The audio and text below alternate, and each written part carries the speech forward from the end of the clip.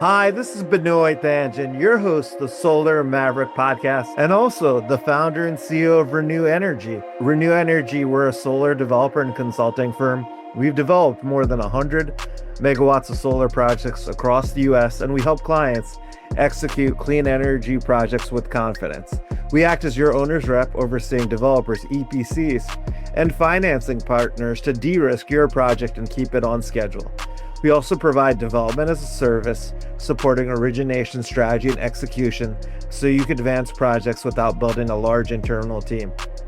On the renewable energy credit side, we offer REC brokerage, REC asset management, and custom renewable energy credit research, helping clients understand pricing, policy shifts, and long-term market dynamics. In addition, we provide new market analysis and financial modeling to evaluate opportunities, assess project viability, and support investment decisions. To learn more, reach out at info@reneuenergy.com. That's info at reneuenergy.com. We'll also have information on the notes of the podcast as well. Let's get into it. And every team knows that language of what winning is. And every team is united on the language and definition of winning. And it attracts people's attention to watch people play to win at such a level for something that actually really has no true meaning other than what we've given it. How can we take that energy and apply it to things that so many of us know are urgent and we're frustrated with the progress? That's an aspiration of mine with this framework, is to bring that magic of playing to win at those things we know matter and that are urgent to us. Hello and welcome to the Solar Maverick Podcast, where solar meets entrepreneurship and experience. I'm your host, Benoy Thanjan, so let's get into it. Hi, this is Benoy Thanjan, your host of the Solar Maverick Podcast. I'm excited to have Chissell. He's the CEO and founder of AEG, right? Yes. And we're here at DistribuTech 2026 in San Diego, California, at the Solar Maverick headquarters, right near the San Diego Convention Center. And HG had an amazing event on Monday, a cruise and then dinner with a panel. And then he also led a panel today with ELM microgrids. I'm excited, HG, by the way, to have you on the podcast. I've been thinking about having you on the podcast for years. And then we met actually, maybe now I think it's more than 10 years or 10 years at RE Plus Boston. There was an event at Fenway Park. Like maybe it was 8 to 10 years ago. I can't believe it was so long ago. And then we had a very late night. Yes, there was karaoke involved. There was karaoke. Yes. I remember because we did Don't Stop Believing. We got the entire place to sing it. Yes. It was one of my best karaoke memories. Just a good fellowship. Oh, for sure. It was amazing people. And hopefully we'll replicate that tonight somewhere in downtown San Diego at the Gas Lamp. We're here. Yeah, we're here. And, HJ, I appreciate you making time. Obviously, DistribuTech 2026, it's so packed with different events. And obviously, you had your own event and then you had a panel today. Can you talk about, AEG if people are not familiar? And we'll start off with that and then. Yeah, absolutely. I'm really happy to be here. I'm grateful for this moment to talk to you and just be a part of the thought leadership you've been helping make happen. So next month will be my 10-year anniversary with AEG. That's huge. It's amazing to think. And it's just I would say it's people and persistence, really. It all started with an inspiration to deliver on promises worth delivering. And that was when mayors 10 years ago had to decide to be all in on the Paris Climate Accord or not, because at the federal level at that point, we decided to step away. And what struck me was that those in positions that really have a responsibility to many people for their welfare, we're going to lean in and find a way to deliver on promises that they didn't have answers to, but made commitments with timelines. So by 2030, by 2040, we're going to make this happen. I don't know how, but we're going to do it because it matters. When I heard those promises, I want to find a way to help convene those leaders necessary in a format that could deliver those results. And if that's what I decided to spend however long to make happen, I was wanting to do it. So it started in Chicago. It's now spread from Chicago to DC to New York to, we also do, DC, Chicago, New York, Philadelphia. We've done Boston. We did San Francisco. And now we pick some of these big events where many of our sponsors, we're a sponsor-supported model, are convening anyway, and we bring them into kind of our approach, which is a competitive, collaborative approach to finding alignment on the critical issues to solve now. We use 12-month kind of windows with 90-day sprints to really force, but truly inspire people to get going on something now. Mhm. And that's our model, really. And it's been really exciting. I've really enjoyed supporting the leadership of so many people over these years. Yeah, definitely. I thank you for your work and obviously the thought leadership, and to take, something that happened 10 years and create basically, AEG. And it's amazing that your 10-year anniversary is in March. And what I love about your events is like, obviously the network that you have and the people that you bring to those events, but also to the talented sort of panels and it being interactive. You do a great job of summarizing key points of what people are discussing, which is great. And then, as you mentioned too, like taking it and basically building a task force and an action plan based on the feedback that you got from, the participants in the room. Yes. That was really an innovative. The number one thing I think I did right that I'm so grateful I did, and at the time it was a little daunting to decide to do it because there was very much low to pre-revenue moments in my life. And back moment with this was I had worked in a leadership consulting firm for 2 years. And a big takeaway from that work is that extraordinary leaders don't focus on their ability to lead people. They focus on their ability to lead extraordinary conversations. When you focus on leading extraordinary conversations, you always have agency in that moment to do that. And it's more than an event, it's an ongoing dialogue. So I committed to do my convenings on a quarterly basis. And so by doing that, it just brought us together, and our learning curve was so rapid because every quarter we were doing 4 cities in a format, and we just would quickly learn, let's tweak this, let's do this better. People would say, I love this, but where's the follow-up? How are we going to do something with this? And that led to our 3-part model, which is part competition, where our speakers compete to present the most compelling critical obstacle regarding the topic that needs to be collectively addressed within 12 months. They have 8 minutes and 5 slides to do it. And the audience votes to prioritize the 4 different obstacles into one point of focus. Once we've got that, at round tables in the room with discussion leaders at each table, typically our sponsors, they have about 35 minutes to come up with together a 12-month plan and 90-day sprint that they pitch to the room that would best address the obstacle the room said needs to be addressed now. Yeah. So super interactive. It's all fresh, in the moment content being delivered by variety of perspectives. And we're moving towards alignment together on a problem and a path to address it. And the challenge ends with the 3rd part of the challenge where I'll say, okay, at this moment, does anyone feel inspired to stand up a task force right now and deliver on this plan? We agree on the pain point. We agree on a plan to make an impact. It's just missing us to step up and get it done or do our best. And, last year we had 24 teams come out of our challenges with over 350 leaders volunteer to hold themselves accountable to deliver these 90-day sprints.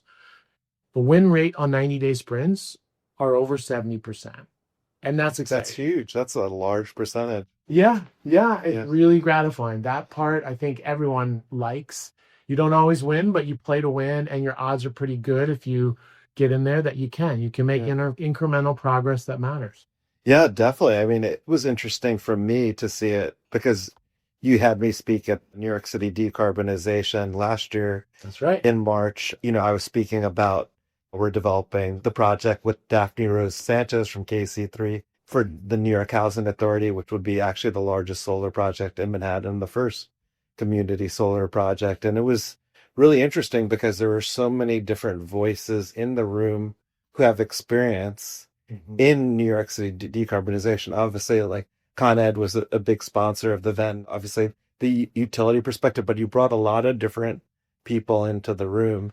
Yeah. And then it was interesting to hear like the 3 or 4 different ideas, permitting, interconnection, right? And then really like see what people felt were the solution. I was excited to see how many people were excited to actually be part of the task force and make things help fix like challenges that we're having with, in that one, it was New York City decarbonization. So it's a great room. You never know. I never know what's going to happen in a room, which is why people are like, how do you do this? So many. yeah, It's like, well, I never know what's going to happen. All I know is that if I bring this extraordinary spectrum of leaders in a room that touch these issues in different ways, but they connect. If you have commissioners and staff and you have utility leaders, right? And you have critical customers. that's right. You have people from NYSER to NYSER, the mayor's office. New York Public Service. Public service, yeah. Yeah, mayor's office. No one has the time typically to convene all of those leaders in one place for alignment on what to do now. That's the role we fill, is that. And it's exciting to see what comes out of those rooms. It's very rewarding. Yeah, for sure. I mean, just the passion you have about it during these events and the energy that you bring. I mean, I think it gets everyone excited as well to come up with creative solutions. I know while we were walking here, when we were walking here, you were telling us about some of the success stories, not just from the 90-day sprint, but really, I think you were talking about like that's Fishkill or Staten Island project or Chicago. Yeah, there have been some highlights. Some of our, I think, really inspiring wins that come out of this collaborative coalition approach have been being a strong kind of catalytic contribution we provided around Hunts Point's redevelopment. Oh, sorry, it was Hunts Point. Hunts Point. Hunts Point is probably its cooling capacity right now for the produce, meat, and everything that goes into New York City is maybe 1/8 of what it should be. Mm-hmm. As a result, thousands of trucks idle 24/7 to keep produce, meat, poultry cold in a parking lot surrounded by NYCHA housing. That because we had the New York Public City Health Department as part of the coalition, she's like, wait, I can have my epidemiologists run the numbers on avoidable deaths that are occurring due to inaction on solving this problem. Mm-hmm. And when that was put from a lens of, avoidable death and suffering, it really was a forcing function on moving further, faster. I watched it happen at the state level, at the city level. Within 21 months, we had over $240 million on the table. Wow. To move forward the redevelopment process. We weren't the only reason it happened, but we had a real contribution that everyone on that task force feels good. Like I helped prevent a death, Mm-hmm. And we just had another one, actually, the one we did last week in New York on critical infrastructure, resilience, and affordability. We had Sarah Johnson back, and Sarah presented she presented her task force that's been making progress on this issue from last year. We always do one during Climate Week on health and energy. Oh, interesting. And I was in the Bronx. So we talk about, from that lens, where the greatest vulnerabilities to enduring high heat are. And the communities that most are at risk to suffer are those communities that are elderly, disabled, et cetera, with disabilities. There were over 530 plus avoidable deaths struggling to get access to cooling. We know where it happens in which boroughs, but we don't know the exact address of that person who should have an air conditioner, who maybe does but can't feel comfortable to turn it on. Mm-hmm. So what was cool with that one was this commitment, like we're going to make a commitment to find access to cooling for 100 at-risk individuals in the Bronx before the summer. So it's tangible, it's location-based, the scope is in your favor, not against you, and it bonds people together to deliver a real outcome. And by the way, for that project, to do that, it's about $75,000 to put in these portable air conditioning units that you could put into these identified homes where the person is really at risk. It's not a high amount to potentially save 100 lives. Oh, that's huge. Right? Yes. But we just don't do that work, that connective tissue work, to see it clearly, to put a dollar amount on it, to say, well, damn, I got a foundation. That's what we should be doing. Let me fund that. Or better yet, instead of doing a portable AC unit that's going to have a draw on the grid, ultimately exacerbating problems we're trying to solve, why not we find a way to maybe design a portable heat pump unit with a lower draw on the grid that could be put in there? Sure. So those are examples of like rolling up sleeves and getting to work. Definitely. I mean, that's exciting to hear the work that you're doing the impact in a positive way. And then to have like, a year later, right, talk about what the progress has been, and having her come back a few weeks ago in New York City at your... It's been great. Yeah. It's like people want to play to win. And yes, the problem is we don't have one problem that we're unified to solve. Just like the NFL has the extreme advantage that there is one objective in the NFL. It is to win a Super Bowl. Yeah. And every team knows that language of what winning is. And every team is united on the language and definition of winning.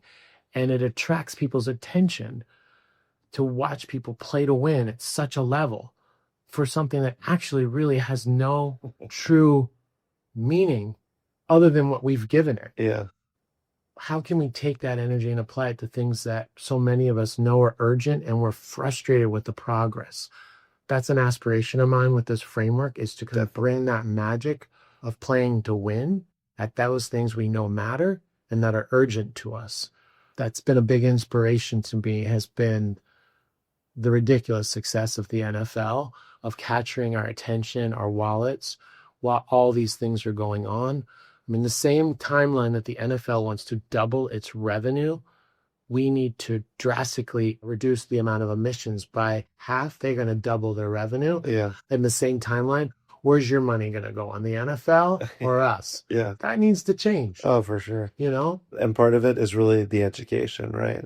And you're doing that, bringing the right people in the room to help everyone siloed, right? You're creating basically collaboration within these different decision makers, and basically, putting resources together to come up with a solution.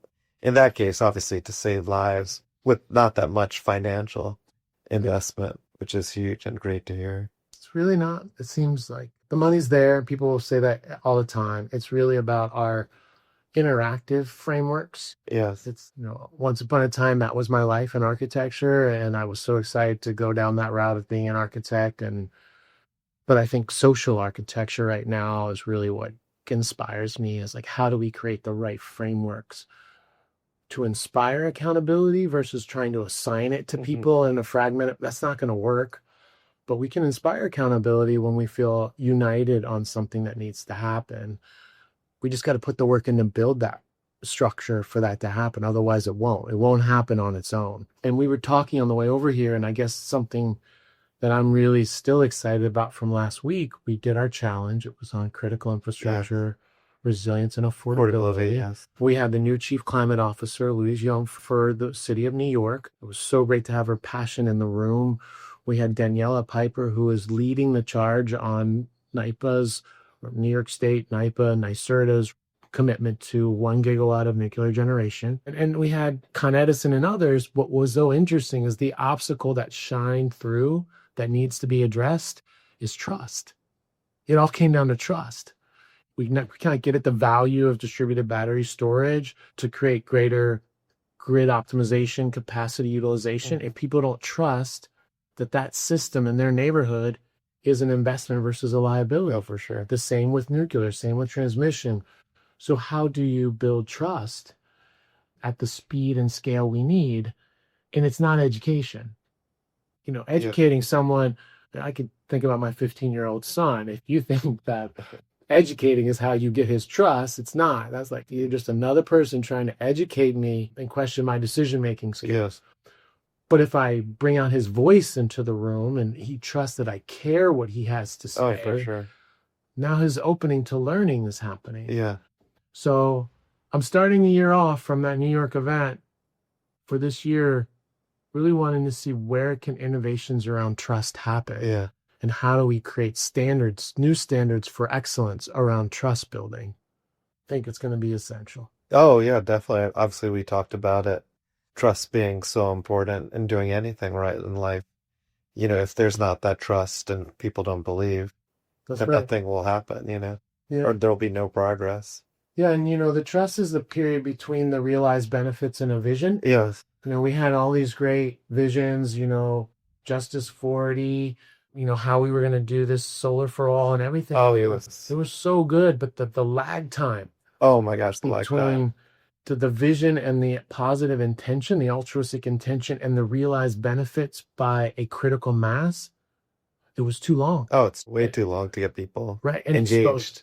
and then the exposure to cynicism with every day it went on kind of helps the setup we had now with this gut-wrenching pendulum reverse swing. We had more realized benefits that would have been more insulated, similar to Obamacare, right? Yes. It was a race to realize benefits as humans across as much of the country as possible to say, wait, you can say what you want to say, but I know I'm benefiting because of Obamacare. Yeah, for sure. So, no, I'm sorry, I don't believe what you're telling me.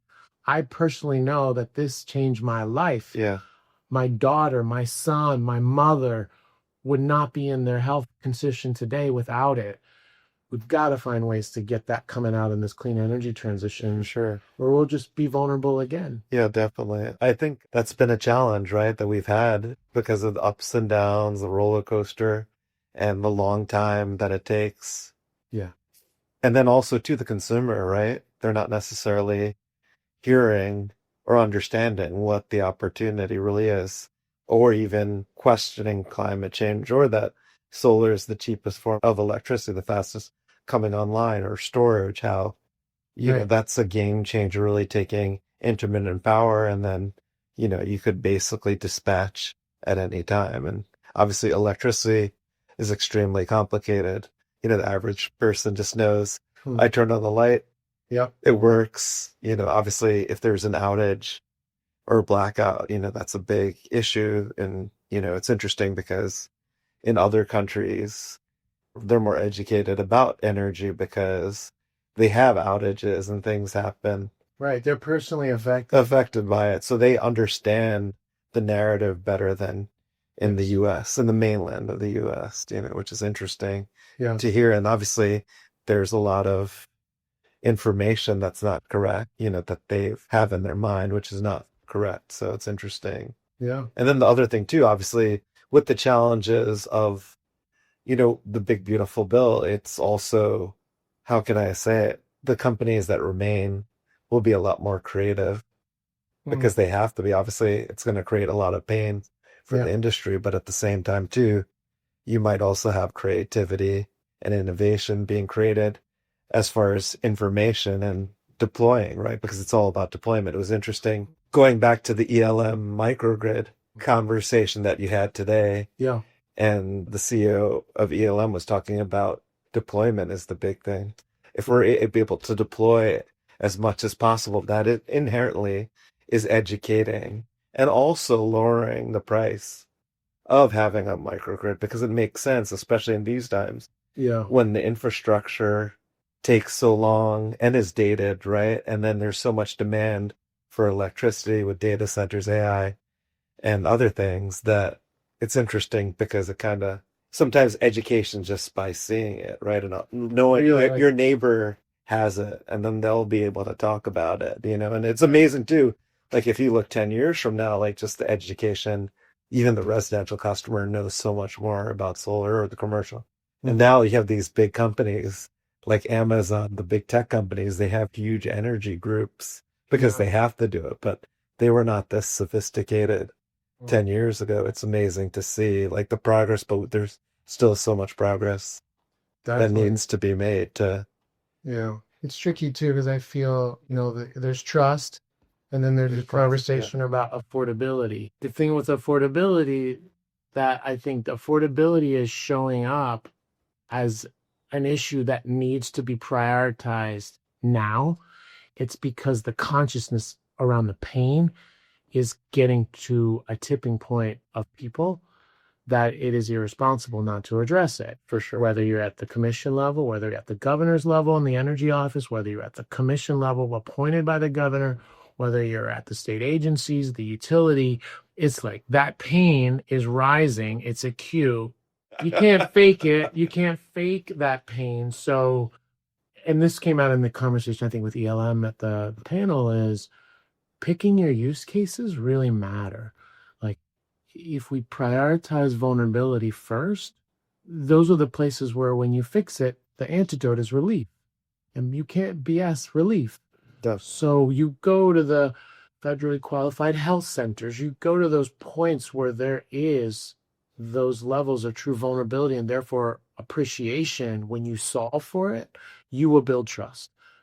Just like a person who struggled to get a real job or maybe has a second life out of being incarcerated and someone comes and helps them get a job in the clean energy space, that person likely becomes your number one advocate for getting a dozen other involved, because it's a personal proof point that this provided a benefit. That's where I think we really have got to get more strategic together to find these linchpin use cases that just expand the trust quickly because the relief was so sincerely felt in the right places. Yeah, definitely. That I think is what we got to keep talking about together. Yeah. Because we can get lost in our own little busyness. Oh, for sure. I could do that use case, or I could just go and do another data center. It's like, well, that's going to come around because those communities they feel like they're getting extracted from. And right? also, the other issue too is a lot of the communities are feeling like they're the ones paying for the higher electricity prices due to the load created from these data centers, and they're not being represented. That's right. Because it's about dollars, right? When it comes to, which is frustrating, right? Especially like if you think about, if we go actually even higher, like most Americans are frustrated with how expensive everything is. Affordability has become a big thing in the last presidential election, the New York City mayoral election. And we were talking about this at the PSE&G person was talking about the New Jersey governor's election, where she talked about energy affordability. Yeah. And then, so it's resonating with people, and so it's interesting just to see, and you need, right, people who trust people that it creates. You mentioned the example of incarceration. I'll go back to like the New York housing project that we're developing with NYCHA. We partnered with KC3, Daphne Rose Sanchez, who spoke at your event last week. Great discussion last week. So it's interesting because she grew up in NYCHA housing. So it was a lot easier for us to get approved, for NYCHA to be comfortable with moving forward. It's their first solar project compared to the other developers. Also, meaning Daphne and I, look very different from the other developers that are coming in. And then we're really focused on what we could do for the community. Right. And so they could see, obviously it's someone who's from NYCHA housing, is like passionate about this. And, that actually creates a lot of trust, and we're able to move forward quickly from other groups. And then, we organized 2 job fairs for NYCHA residents, 12 people. NYCHA residents got jobs in clean energy. Nice. And the other groups did not do that. I mean, there was a community engagement piece. Yeah. They were doing they were checking boxes where she is really passionate about helping the community. So she went over and above. Yeah. It wasn't boxes for her. It was people. It was people, family. Yeah. I mean, trust has got a component of it is motivation. I need to know your motivation to know that what you're doing is in an interest that is in the best interest of mine. So your quality of motivation matters. That doesn't translate to another person in one meeting only, which goes to, I think, a challenge with a DistribuTech or others. These are one meetings, and it's not a trust building necessarily. It's a touch point, but filling in the gaps in between these, which you see RE Plus doing, they're going to kind of like a more of a central spoke and then a distributed amount where they have more touch points, which is great because that's something I definitely learned matters, because it's frequency of engagement and motivation. And then results. You have those 3, someone will walk through a wall for you if they feel that you have those things in place for them. So it's definitely possible. And on the affordability thing, the other thing I've been wondering about, what's the antidote? If the pain is affordability, what's the antidote? Yes. That we should be striving to find and provide. I don't know what it is, but I believe it must include the ingredient of prosperity. That's true too. Go beyond affordability. Yeah. Most Americans don't feel the American dream like, the baby boomers. They say most Americans, based on surveys, say they don't believe they're better off than their parents. They don't believe that they could own a home. That's right. So that is catching up to us. We're not going to consume our way out of the consequences that are coming around to us. For sure. And if you embrace that, you can say, okay, well, then I just need to make sure benefits are outpacing consequences as I learn and optimize through these issues. And if we don't think about it in terms of prosperity, and we just think about it in terms of affordability, it's like we're solving for survivability. Yeah. And that is not going to be adequate Yeah. to get trust. For sure. Oh, you just want to make sure I can keep affording something that leaves me in this lifestyle that you wouldn't wish your child? Yeah, That's not good enough. for sure. It's like, how is this path forward going to enable greater wealth and as greatest chances at a healthy life as possible? Definitely. That's the proof points. Yeah, and obviously it's easy to talk about it, but obviously hard to make, come up with the solutions. And, since you were talking about the NFL, I'm always focused on offense, not defense, because there's only a certain amount of defense, meaning like cost or affordability. It's really about prosperity, revenue generation to get through. But no one really talks about that, or the political system really doesn't focus. Their affordability is an easy sort of buzzword that every politician now is using. I'll be in office, everything will become a lot more affordable. And we've seen that's the No, and it's a beacon for cynicism. Yeah. And it will be utilized by those who can lead great conversation, extraordinary conversations for their own end. Yeah. Just like what happened with equity. Yeah. Equity, Jedi, all those DEI, Yeah. it all got quickly co-opted into a different definition than its original intent Yes. because we weren't demonstrating or able to realize the real core of the motivation for going after it fast enough or at scale. Definitely. So then cynicism seems So I'm sure Whatever the you- same. Yeah. It's going to happen with affordability Yeah. if we don't provide a better vision for someone of what that means that makes them feel like you really do care about me having a better future. Yeah. Because if caring about whether I can afford to pay something that doesn't see my life improving or the trajectory of my children, that's just not going to cut it. For sure. So I think we have to own that conversation of prosperity. Definitely. We'll not wait for it to get kind of go down the path that we've seen of other concepts like this that had good intentions, Yeah. which is leaning in our workforce, which is getting these hyperscalers and whatever to say, join us in realizing a vision for a better future around health, prosperity for those immediately connected to what you're doing. Definitely. Yeah, that's so true. And obviously the energy transition is really just beginning. And that's an opportunity for a lot of, obviously, prosperity for people, get involved in it. And obviously, if we're able to lower electricity prices for the general public. And I mean, for me, for DistribuTech, it was interesting to see like all this potential innovation that could occur from walking. And I'm not talking, obviously you have your big utility companies, which is primarily focused, but the software incorporating AI and these obviously storage, microgrids, solar thermal, AI. Obviously I went back to AI but it's interesting too to see like even now I've been in energy for, I can't believe it's been 15 to 20 years. I haven't seen like so much innovation that's happening now. And I believe it's still early. Yeah. With how much innovation we are going to see. We'll see, When you say that, you make me think of a new vision for how to lay out DistribuTech. Oh, if I Take the current model and tear it up. Yeah. It's just about who can have the biggest booth and the most strategic. It all has I don't want to take anything away from that. But imagine if you could redesign it completely and have it be your position as a booth at DistribuTech is related to your use case you're solving. So, and you could kind of have a spectrum of critical need with your use case. So you could do it, let's say, with we talked a lot about kind of critical care and hospitals and people in that kind of critical space, critical care space, critical services space. What if you clustered providers and companies by these use cases? Now it's not so innovation searching for a problem with a real driver of, well, how do I scale and make a lot of money with it? But no, let's tie it to a use case, because then hospital systems would be coming to this conference. Oh, for sure. But now they're not. Yeah. They're going to wait. But if you said, oh, wait, it's designed to address these use cases that really matter, I think you'd get a lot more civic leaders in the room, because they're like, oh, it's designed for me to understand how to address. I deliver this solution. That might be a different way of going at it.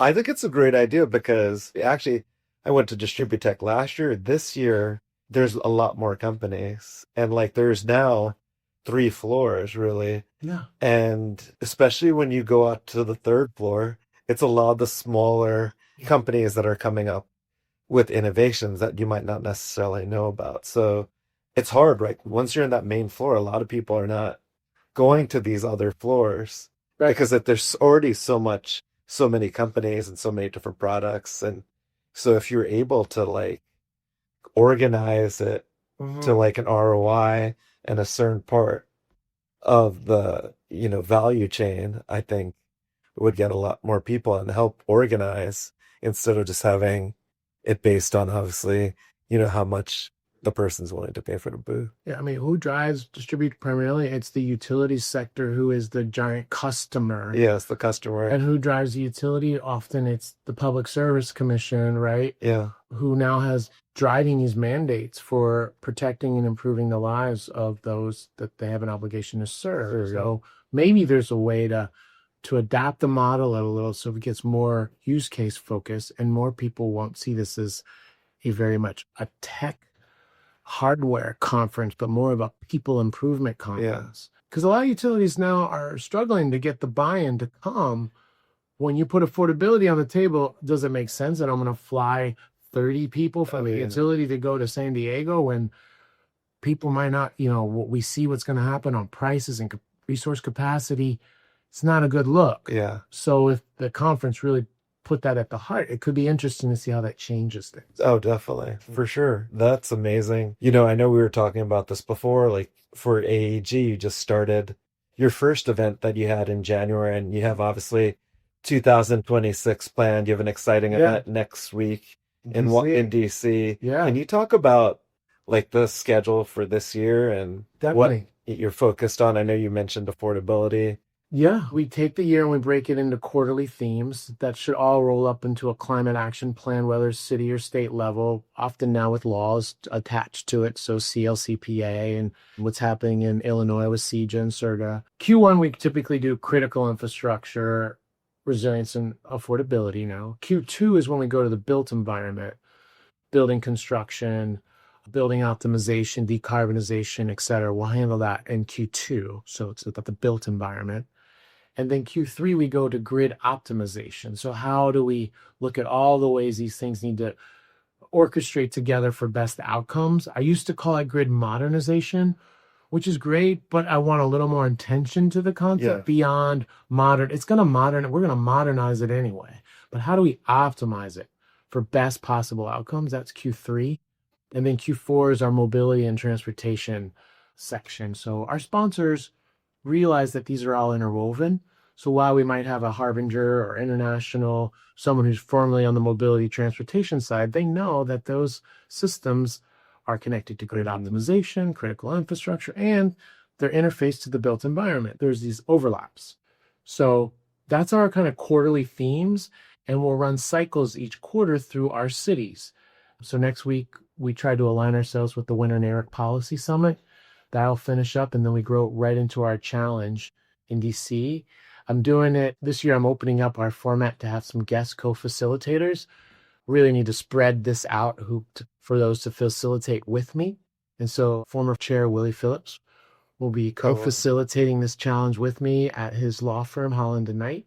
It's where I got started with this in DC. So thrilled. Going back. Yeah, I'm going back. To basics. Yeah, a little Sanko for a moment. And, we've got lead on DOD installations going to be there.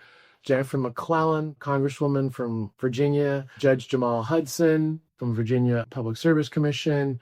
Also Vice Chair of the Pennsylvania Utility Commission will be there. Constellations, EVP. I love the lineup. It is just so inclusive of the issues to solve together. Mm-hmm. So that's coming up. And then boom, we go right from there. Actually, we get to go to Puerto Rico Energy Week. 5 days tackling these issues at the community level, municipal level, and island-wide level.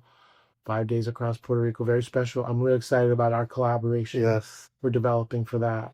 Yeah, definitely. I'm really excited. Actually, it's funny. I didn't see HG for a while. Sorry, I know we're a little bit over on But yeah, I mean, I didn't see you for a while, and then Jade Garrett from Positive Deviancy and I saw you late night on a Saturday That's right. in Old San Juan. We actually just finished the Let's Share the Sun Foundation trip in Adjuntas. If people are not familiar, they basically build solar plus storage in Adjuntas, Puerto Rico, for people with medical needs. So it was just, just so like that randomly late night in Old San Juan to bump into you. And then you asked me to speak at New York City Decarbonization. Yes. And then I met the guys from ELM. Yeah. And then they were like, hey, you have to come to our booth. Obviously, I knew they were a sponsor for your event on Monday. The packed and sold out cruise. Yeah, the catamaran. Beautiful catamaran. And it was a perfect day in San Diego that Monday afternoon. It was really great. Yeah. It was really great. No, it was great. We have our sponsors, and we'll go up to 36, and then I think we're going to stop there just to make sure we're really working to develop these outcomes versus just racking up sponsors. But I want to also acknowledge my partners, because the partners that we have are, the city governments of these cities we're in, City of Chicago, Boston, New York, Philadelphia, but the transit agencies, hospitals, NYU Langone. I love to see the diversity of partners that we bring to this conversation and just guarantee it'll be a human-centered dialogue. Mm-hmm. And that happens when you can have near public health in the room, near speaking Cal, the transit agency of Chicago, DC, New York, all of those things. Yeah. So. Yeah, that's amazing. And is there anything that we haven't spoke about advanced energy AEG that, we haven't spoken about? I just appreciate that chance. I don't know. I'm typically kind of heads down running through a pretty packed agenda for a year. We have 24 daytime stakeholder challenges on the calendar already for 26. Well, 23 now because we just finished one. Nearly every one of them has a dinner the night before, which has been great. Dinners are awesome. I just encourage people to take a look at it and really consider coming and being in this room and coming to play to win at what matters most together, which is progress. We want to have meaningful progress. And so that's the intent of our rooms. And we want people who are inspired by that concept to be there. Luma is our event platform. It's pretty easy to find us now. luma.com/AEG. And you see our whole calendar there. So you can follow it. And also on LinkedIn, we try to really spread the thought leadership from our events, highlight those who participate. We want to uplift. Oh, yeah. That was great that you do that. I obviously follow AEG on LinkedIn. Yeah. That you basically, the major findings you post onto the LinkedIn page. Yeah, I want people to see these problems because we might not be able to solve it in the room, but isn't that what you want to know? What this person really sees as the problem to solve together? You might have an answer we didn't see. Mm-hmm. Come listen. Definitely. Yeah. And do you want to speak about your nonprofit as well? Or I would love to. I'm super proud about it. It's certainly a labor of love. It was a result of our success with our challenge model led to those 350 leaders last year volunteering across 24 teams to deliver these results. The year before, we had about 350. That racks up fast when you're doing 24 events as well to manage 24 task forces. Yeah. They're all typically meeting bi-weekly. Yes. So that was kind of that moment with the UPS commercial where like, yes, people are buying what we're selling. Like, oh my God, people are buying what we're selling. And we had that moment. And the answer was go to graduate schools, graduate programs first. Yeah. Find graduate students. But we have taken some extraordinary undergrads too, who want to help these volunteer leaders, these teams, be successful in their 90-day commitments with just providing good project management for the call, looking for ways to keep the ball moving forward. They're integral in this. And we have over 25, 26 fellows. We have a Midwest regional director of the Carbon League. They have been the ones who have helped write the grants. We've been eligible through this work. So we helped Port of Chicago win a $70 or so million port electrification grant through the Illinois EPA, completely out of in Chicago Stakeholder Challenge. That team worked together, volunteered, worked together, and wrote that grant. So I'm very excited to see that grow. I think it's turning into a leadership development platform that connects young emerging professionals to leaders who are already at a point of commitment to do something together. So they're very appreciative when someone shows up to help them do what they promised they were going to do. Definitely. And that's what's leading to the job opportunities, that's what's leading to the special experiences these fellows are having. Yeah, it's interesting because I know I talked to you about this, like Roberto, I Yeah. know, who was a fellow Yes. for the Carbon Yeah, League yeah. from Colombia. He's an electrical engineer. Yeah. He was telling me that he had an amazing experience going through the Carbon League program. And then he's so passionate Yes. about energy. And it was just great to bump into him at your New York City decarbonization event in March, because I was helping him, with his job search. And so, yeah, it's just, I have a use case of someone that I know Right. that was a part of the program. Yeah, that's amazing to hear, and keep doing the great work. The Solar Maverick podcast is about solar and entrepreneurship. We call our listeners Mavericks. You've now, had this business for 10 years. What would you give if they're an entrepreneur looking to be an entrepreneur? Like, what advice would you give? I guess in a retrospect and a look back, like what sustained me to this point, and passion matters and meaning matters too. Like the work you're doing, being able to feel it having an impact that affects you in a deeply personal way beyond, let's say, checking performance Yes. points. Even if you have investors, they're going to be watching those numbers and those kind of metrics. But at some point, this is about your own personal fulfillment and how you're bringing meaning to your life, because this will be hard. It'll take longer than you think, unless, you're lucky that it doesn't. But it's in those moments, this will be your resilience. Your personal resilience will be your personal meaning from the work you get that others will see in you too. I'm here really through the belief and support of a lot of people for this vision. Yeah. Big time. This doesn't happen with so many people being behind me to do something they believe in too. And if you can't communicate that as an entrepreneur, it's going to be really hard for success. Yes. I think that's really important. Yeah, definitely. That is a huge quality to have, really. You're talking about persistence and passion. Yeah. And then people see that, and then you're trying to move a mountain, right? And you need basically a tribe or a team of people to support you and your vision. So, yeah, a beautiful thing from a former Chicago fellow said to me, any worthwhile accomplishment is a collective accomplishment. yes.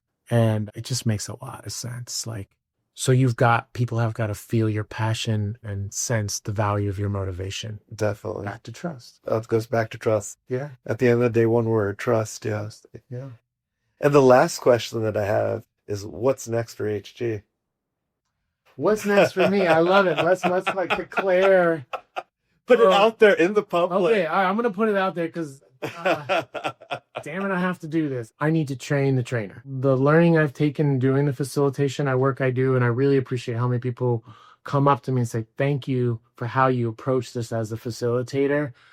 I felt brought into the conversation, this, that, and the other. I need to develop a facilitation training program so I can give people the tools I've learned right now to arrive at outcomes that I can see are really beneficial. This doesn't have to be something only I can do just because I do it all the time.